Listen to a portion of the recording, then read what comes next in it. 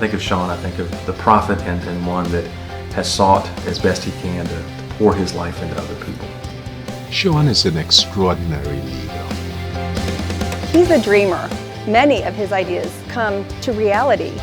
Sean is one of those people who comes along, I think once in a generation, to take a community or a society to a new level. To not only dream, but to have the courage to go through extraordinary challenges to translate that dream into concrete reality.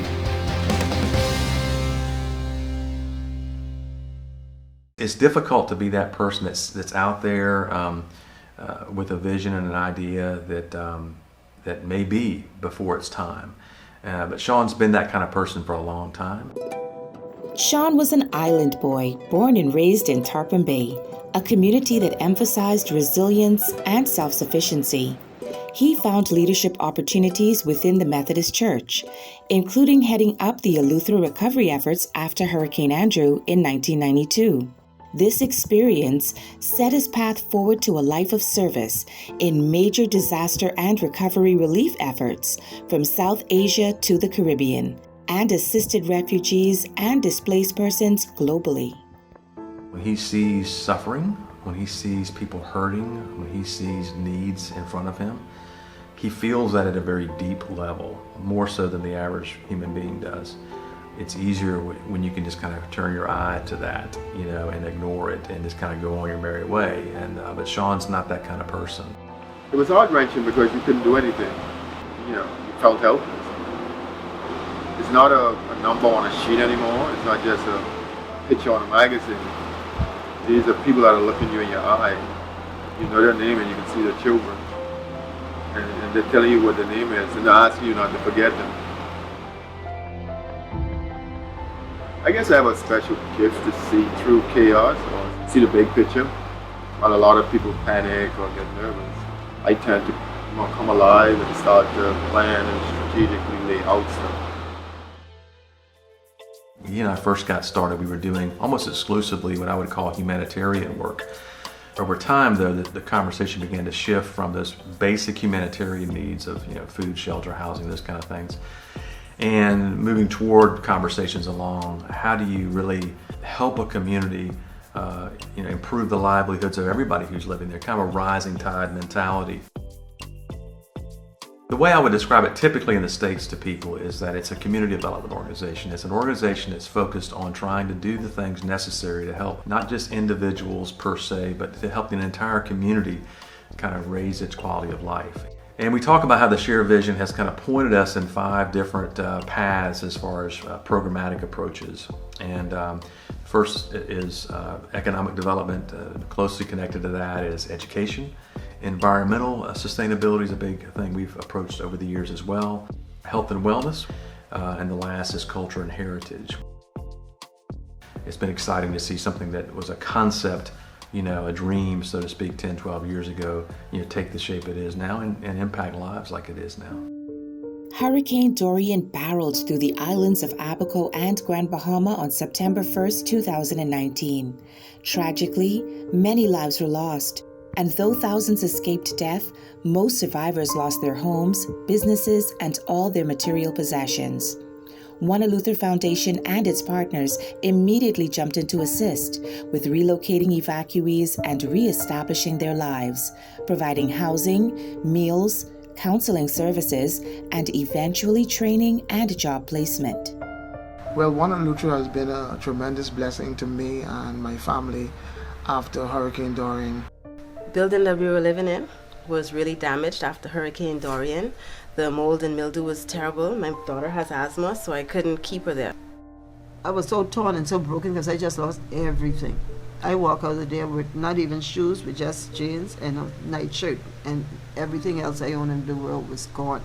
Most of the homes were completely gone, and you had everybody just walking in the road like zombies, and everybody was, Lord, where we could do, where we could go. Everybody was just trying to rush around and find shelter. By helping us with housing, food, also they gave us the opportunity to bounce back on our feet again. And this was a blessing to us, having nothing after coming out of the storm. This is how they did that. I had a neighbor with me that we traveled to Nassau at the same time, and we were in shelters together. I couldn't leave him, so we brought him here, and CTI treated him as if he was my son, and they gave my son and BJ jobs. One Eleuthera really came through for me. They were just there in every possible way. Everything that we lost, One Eleuthera Foundation helped us recover. I thank God. I thank God for One Eleuthera Foundation.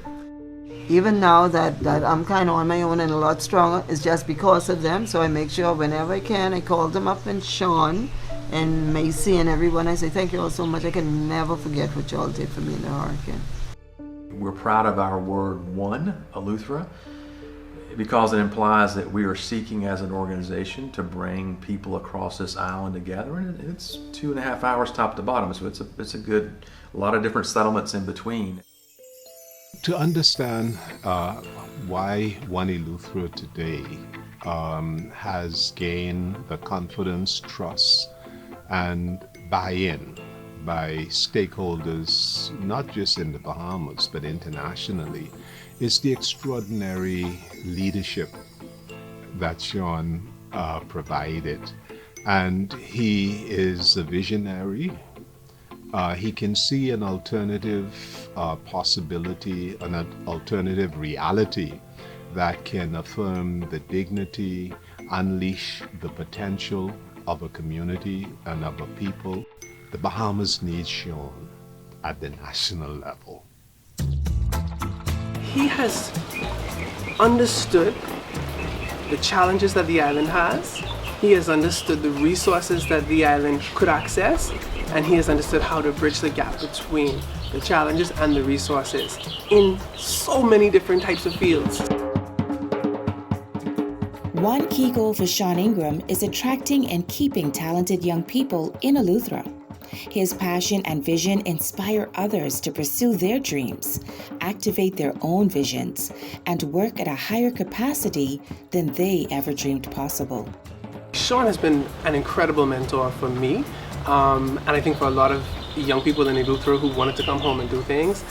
So when I started Space to Create, I didn't know Sean, and at that time I didn't know how far something like that could go. And through knowing Sean and working with him and his incredible team, it totally changes the parameters of what's possible. And when you speak with Sean, he challenges you to just turn it upside down, sideways, back to front, and think about it from every other angle. And you realize the idea or the dream that you had could be so much more powerful and impact so many more people in so many more ways than you originally thought. I'm most proud of the fact that we've been able to attract such good talent. We've been able to hire great people on the ground, hardworking people, but at the board level, at the advisory level. We've also been able to attract some of the top level thinkers in the country and abroad. Some of the top movers and shakers in the country reach out to us, and really they see One Eleuthera as a model. Sean is an excellent spot of talent. And he attracts not only young Bahamians, but so many other institutions. We see researchers coming down, students coming down. Sean and the One Eleuthera Foundation have transformed their community through fundraising, activism, sustaining partnerships, and building hope. Emory University is a beneficiary of these partnerships. Since 2005, Emory nursing students have gone to Eleuthera to do research and assisted clinics, with many of them reflecting that the experience was the highlight of their Emory education. Eugene Zimmerman got me connected with the right people at Candler School of Theology. Basically, all my tuition was paid, the money for my rent and all my living stuff. So basically, when I finished Emory, I was debt free.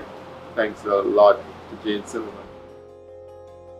Sean's contribution to my experience was completely integral. Without his help, we would not have been able to do that research project. He was really a gatekeeper into the communities where we worked, helped to build trust for us as researchers coming into these small communities.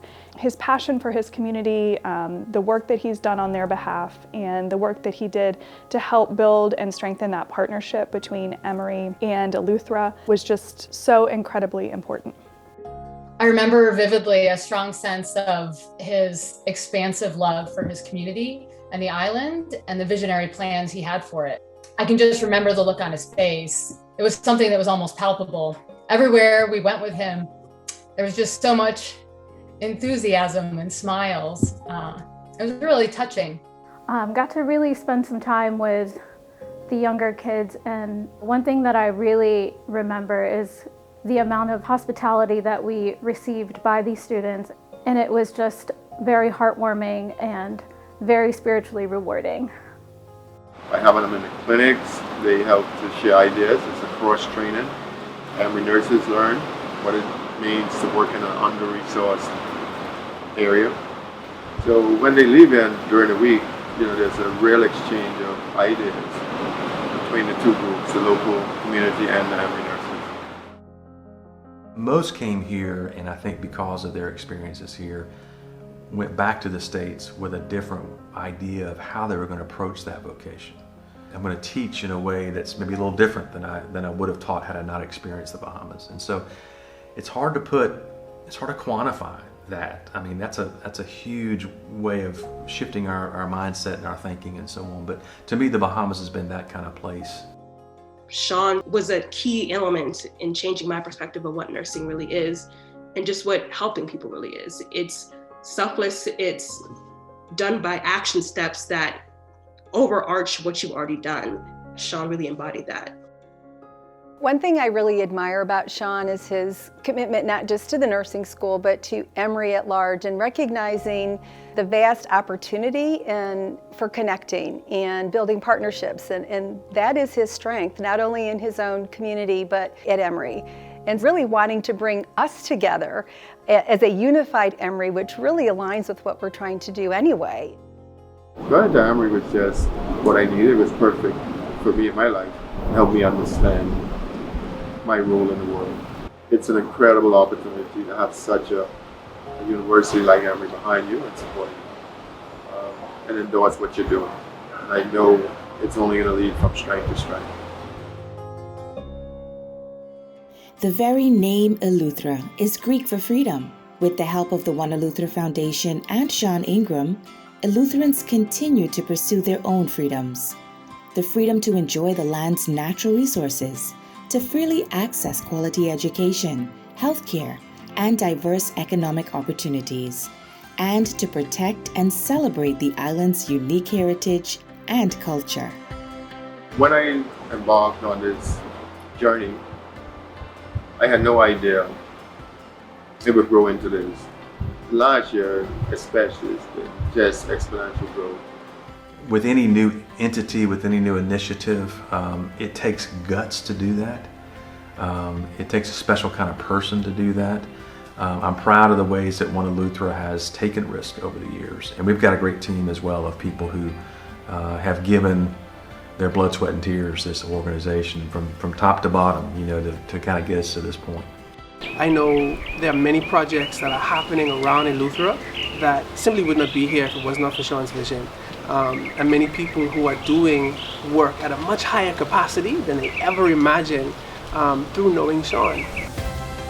The audacity of thinking beyond oneself, thinking of the collective, thinking of the community, the people who have nurtured us, the people who have stood in the gap for us, and using every fiber of one's being to carry their work into the future so that future generations on these islands and keys would never have to be concerned about any boundaries. He is a revolutionary leader.